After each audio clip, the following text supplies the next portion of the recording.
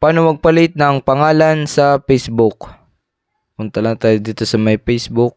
At dito sa ating Facebook homepage, punta lang tayo dito sa may menu. At yan, scroll down nyo lang. Punta tayo dito sa settings. At settings dito sa may Meta Account Center. At dito, pindutin nyo lang yung profiles. Then, itong ating Facebook account. At yan, may makikita tayo ditong name. Click lang natin.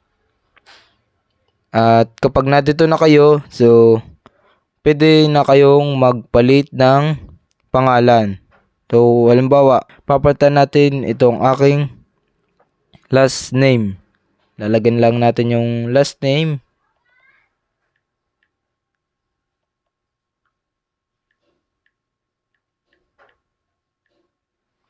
At kapag nalagay na natin ang last name, so, pindutin lang natin itong tapos na. At pwede nyo ding palitan ang inyong first name. So, hindi na natin papalitan yan. At kapag yan, nalagay na natin ang ating first name at last name. So, may nakalagay dito na pag magpapalit ulit kayo ng pangalan ay 60 days pa ulit. So, if you change your name, you can change it again for 60 days. So, yan.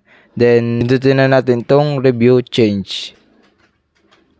At yan dito sa may preview your new name, pwede kayong mamili ng pangalan nyo. So, yan, dalawa. May lalabas naman dyan. Pwedeng baligtad. Pwedeng yung tulad nung kanina.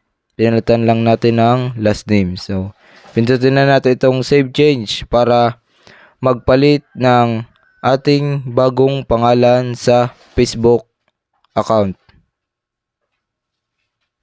At yan, successful na nakapagpalit tayo ng ating pangalan sa ating Facebook application. Kanina nakalagay ay Ray Dump, ngayon ay Ray Kabili.